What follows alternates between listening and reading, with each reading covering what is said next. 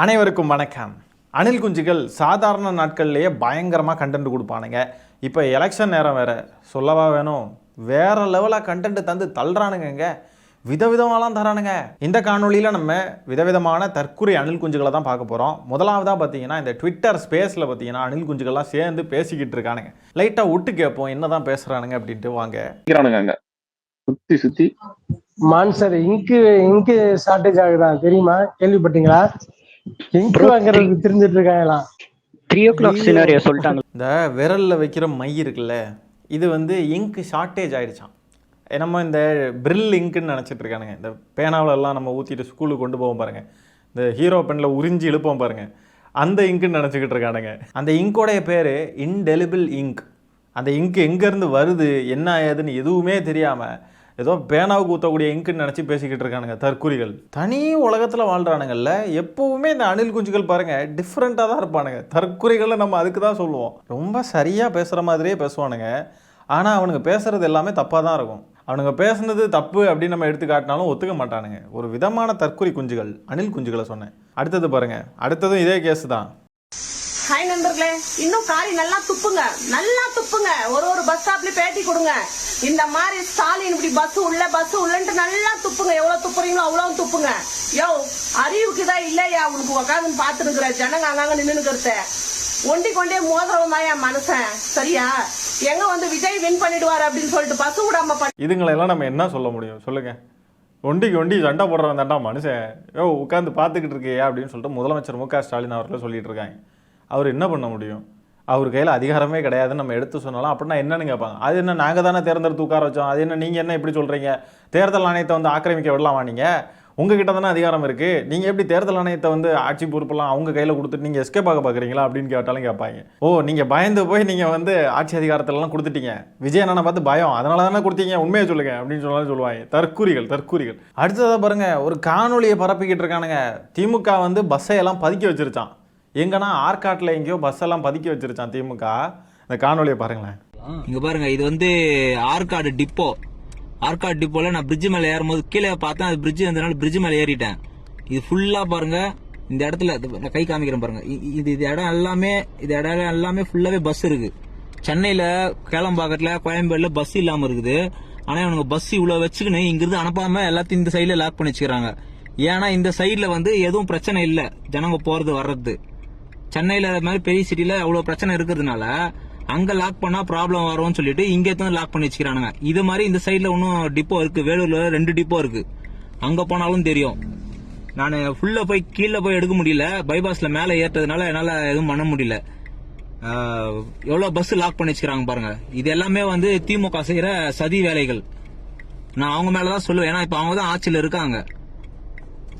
எவ்வளவு பஸ் இருக்கு பாருங்க, ஆற்காடு டிப்போ. இது பஸ்ஸையெல்லாம் எடுத்துகிட்டு போய் மறைச்சி வச்சுட்டாங்களா ஆற்காட்டில்? எப்படிங்க இவ்வளோ மலுமட்டையாக இருக்கானுங்க இவனுங்கெல்லாம்? எனக்கு புரிய மாட்டேங்குது. அங்கே நிற்கிறது அத்தனையுமே ப்ரைவேட் பஸ்ஸஸ். நிறைய ப்ரைவேட் பஸ்ஸுகளுடைய ஸ்டார்டிங் பாயிண்ட்டே பார்த்தீங்கன்னா ஆற்காட்டிலேருந்து ஸ்டார்ட் ஆகும். தேர்தல் அன்னைக்கு அந்த கம்பெனிகளுக்கெல்லாம் விடுமுறைன்றதுனால பஸ்ஸெல்லாம் கொண்டு போய் அங்கே நிப்பாட்டி வச்சுருக்காங்க. அதை வீடியோ எடுத்து பஸ்ஸையெல்லாம் கொண்டு வந்து ஒழிச்சு வச்சுருக்காங்க அப்படின்றான் பாருங்க. எவ்வளோ பெரிய தற்குறி மடக்கு ஊதிகளாக இருப்பானுங்க இவனுங்க. சரி, இப்போ இவனுங்க வாதத்தின்படியே வருவோம். திமுக இப்போ பஸ்ஸை எடுத்து ஒழிச்சு வச்சிருச்சுங்க. என்னங்க இது குழந்தைத்தனமாக இருக்கு. சரி, ஒழிச்சு வச்சிருச்சுன்னே வச்சிருவோமே, இது கண்ணாம்பூச்சி ஆட்டமாக இது. அப்படியே பார்த்தாலும் விஜய் ரசிகர்கள் எவ்வளோ பெரிய இது புடுங்கிகள்ல அவங்க. அப்போ வந்து இந்த மக்களையெல்லாம் வந்து அவங்கவுங்க சொந்த வாகனங்களில் ஏற்றிக்கொண்டு ஊர்களுக்கெல்லாம் கொண்டு போய் விடுறது, பொது சேவை செஞ்சு மக்களையெல்லாம் ஃப்ரீயாக கொண்டு போய் வீடுகளில் விடுறது. காரு, பைக்கு எல்லாம் வச்சுருப்பானுங்க, லாரியும் வச்சுருப்பானுங்க, ஆட்டோ வச்சுருப்பானுங்க, எல்லாம் வச்சுருப்பானுங்கள்ல. எல்லாரும் சேர்ந்து அந்த மக்களையெல்லாம் வந்து ஏற்றி கொண்டு போய் விட்டால் ஒருத்தருக்கு இருவர் அப்படின்னு ஏதாவது ஹெல்ப் பண்ணி கொண்டு போய் விட்டாக்க வேலை முடிஞ்சிருக்கும்ல, கரெக்டாக வாக்குப்பதிவு நடந்திருக்கும்ல. எத்தனை அணில் குஞ்சுகள் காரில் பைக்கில் எல்லாம் போயிருப்பானுங்க. ஆட்களை ஏற்றிட்டு போயிருக்கலாம்ல. அண்ணனுக்காக தானே வாழ்கிறீங்க நீங்கள், அண்ணனுக்காக தானே. அப்போ அதை செஞ்சுருக்கலாம்ல, எதையாவது ஓட்டு போடுறவங்கள கூட்டிகிட்டு போயிருக்கலாம்ல. இல்லைனா விஜய் ஏதாவது பண்ணி அவருடைய சொந்த காசில் அவருடைய கெரியரின் உச்சத்தில் அவர் சம்பாதிச்ச காசு 200 கோடி 300 கோடி சம்பாதிச்சார் பாருங்க, அப்படி சொல்கிறானுங்க. அதில் ஒரு சில பல லட்சங்களோ கோடிகளோ அதை செலவு பண்ணி அங்கே இருந்த மக்களுக்கெல்லாம் ஏதாவது கொஞ்சம் வாகனம் ரெடி பண்ணி அனுப்பி விட்டுருக்கலாம்ல.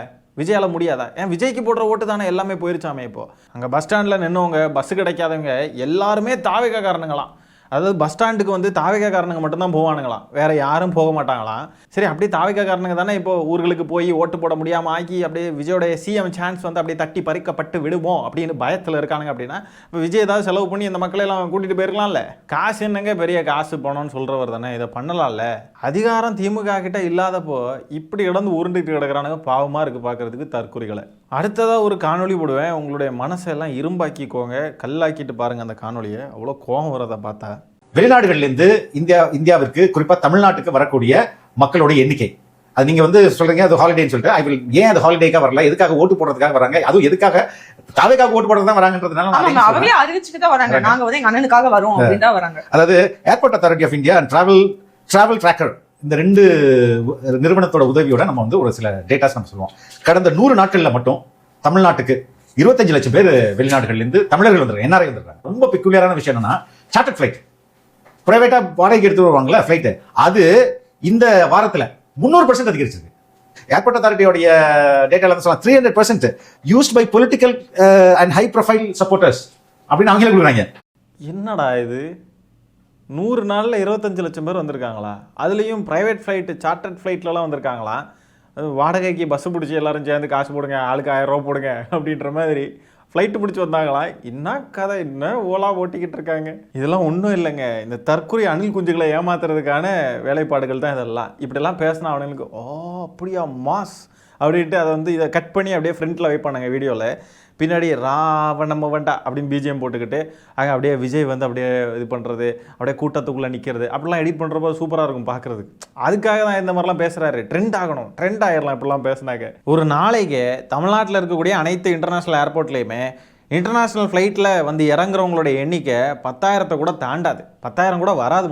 இந்த நிலையில் கடந்த 100 நாட்களில் 25 லட்சம் பேர் வந்தாங்களாம். அது எப்படி வர முடியும்? நான் சொல்கிற கணக்கின்படி தினமுமே 10,000 பேர் வந்து இறங்குறாங்க, எல்லாமே தாவேக்கா அணில் குஞ்சுகள் மட்டும்தான் அப்படின்னு எடுத்துக்கிட்டா கூட 100 நாளில் 10 லட்சம் பேர் தான் வந்து இறங்க முடியும். 25 லட்சம் பேர் எப்படி வந்தாங்க எனக்கு புரியலையே. அப்போ வெளிநாடுகள்லேருந்து வரக்கூடிய எல்லாமே தற்கொலைகள் மட்டும்தான் வருவாங்களா என்ன?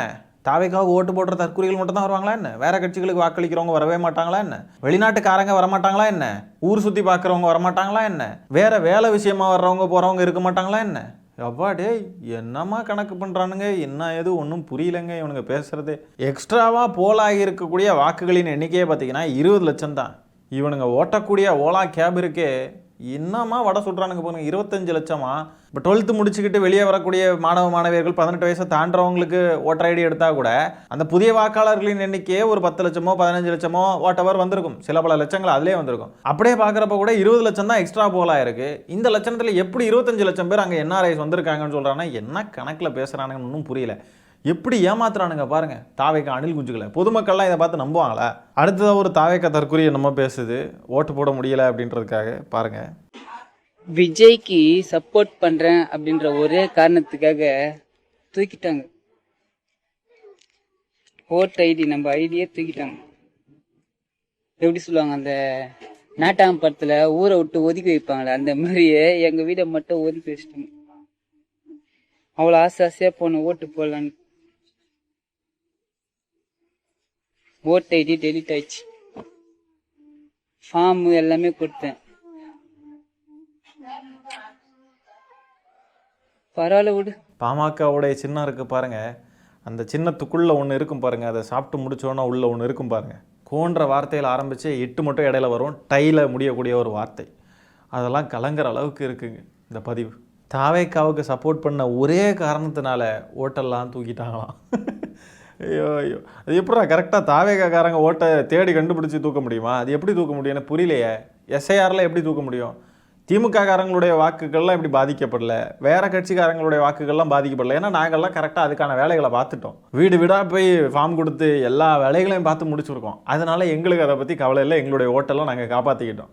உங்களுடைய ஓட்டை நீங்கள் தான் காப்பாற்றிக்கணும். எஸ்ஐஆர்னு ஒன்று நடந்தது தெரியாது, திருப்பி ஃபைனல் டிராஃப்ட் வந்தது தெரியாது, பேரை செக் பண்ணுறது எப்படின்னு தெரியாது. எந்நேரமும் விஜய் ஸ்டேட்டஸும் ஸ்டோரியும் வச்சுக்கிட்டு திமுகவை திட்டுன்னு திட்டிக்கிட்டு திமுக மேலே பழிய தூக்கி போடுறதுக்கு நீங்கள் காட்டின நேரத்தில் உங்களுடைய வாக்கை நீங்கள் பாதுகாக்கிறதுக்கான வேலைகளை பார்த்துருந்தா இந்நேரத்துக்கு ஓட்டு போட்டிருக்கலாம். உட்காந்துருந்து அழுதுகிட்டு இருக்கானுங்க எல்லாரும் உட்காந்துருந்து சோசியல் மீடியாஸில்.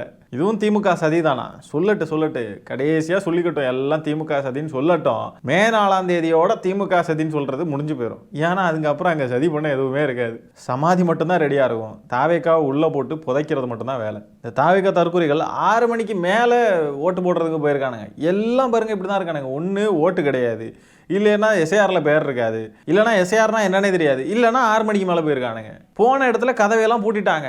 அதுக்கு இருந்து ஒப்பாரி வச்சு அழுதுகிட்டு இருக்கானுங்க. இங்கே பாருங்க, ஓட்டு போட விட மாட்டேங்கிறாங்க. டைம் என்ன ஆகுது? 6 மணி தான் ஆகுது. அதுக்குள்ள நீங்க உங்களுக்கு யார் அதிகாரம் கொடுத்து? உங்களுக்கு யார் அதிகாரம் கொடுத்து? உங்களுக்கு யார் அதிகாரம் கொடுத்து? ஓட்டு போட்டே ஆகணும். நீ வெளியே வர முடியாது பாக்குறியா? வெளியே வர பாக்குறியா? வெளியே வர முடியாது பாக்குறியா? வெளியே வர முடியாது. யாருமே யாரு ஓகே நீ 7 மணி இல்ல 10 மணி வெளியே வர முடியாது பாக்குறியா? வெளியே ஓட்டு போட விட முடியாது. டைம் 6 மணி. 6 மணிக்கு எப்படி போட்டலாம்? 6 மணிக்கு எப்படி போட்டலாம்? வந்ததே லேட்டு. இதில் காவல்துறையினரை வேற மிரட்டிக்கிட்டு இருக்கான். வெளியே வர முடியாது பக்கறியா, வெளியே வர முடியாது பக்கறியா அப்படின்னு மிரட்டிக்கிட்டு இருக்கான். என்ன இது, என்ன அடாவடித்தனம்? இவனுங்கெல்லாம் ஓட்டு போடணுமா சொல்லுங்கள்? இவனுங்கெல்லாம் ஓட்டு போட்டு நாடு முன்னேறிட்டாலும் ஆனால் காவல்துறையினருக்கு தாங்க கஷ்டம். தேர்தல் அன்னைக்கு டியூட்டியில் இருந்தவங்க இந்த தற்கொலைகளால் படாத பாடுபட்டுருப்பாங்க. ஆனால் அவன் சொல்கிறான் 10 மணி ஆனாலும் வெளியே வர முடியாது பக்கறியா அப்படின்றான். அந்த ஓட்டு பெட்டி எடுத்துகிட்டு போகிறதுக்கு வண்டி வர்றதுக்கே 12 மணி ஆயிரும். 10 மணிக்கு அவர் எப்படி வெளியே போக முடியும்?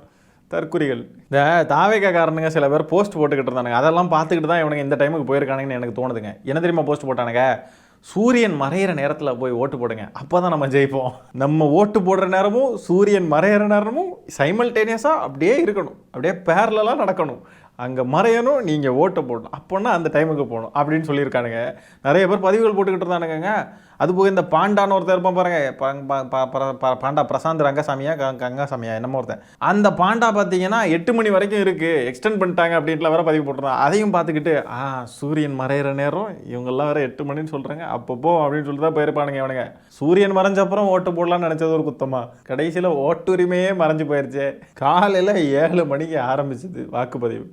அப்போதுலேருந்து சாயந்தரம் 6 மணி வரைக்கும் டைம் இருந்திருக்கு. 6 மணி வரைக்கும் இத்தனை மணி நேரம் கேப்பில் வர முடியாதவன் கரெக்டாக 6 மணிக்கு பிறகு 6:10க்குள்ளே வரான். எப்படி விடுவாங்க? 6 மணிக்கெலாம் க்ளோஸ் பண்ணிடணும் கேட்ட காவல்துறையினர் அவங்க வேலையை செய்ய தான் முடியும். அழுதுகிட்டு இருக்கானுங்க தற்குறிகள். ஆகவே இந்த காணொலியில் நம்ம தற்குறிகளை பார்த்துருப்போம். இந்த தற்குறிகளை பற்றி என்ன நினைக்கிறீங்க அப்படின்றத கமெண்ட்ஸில் பதிவு பண்ணுங்கள். இந்த காணொலியை நான் இத்துடன் நிறைவு செய்து கொள்கிறேன். நன்றி, வணக்கம்.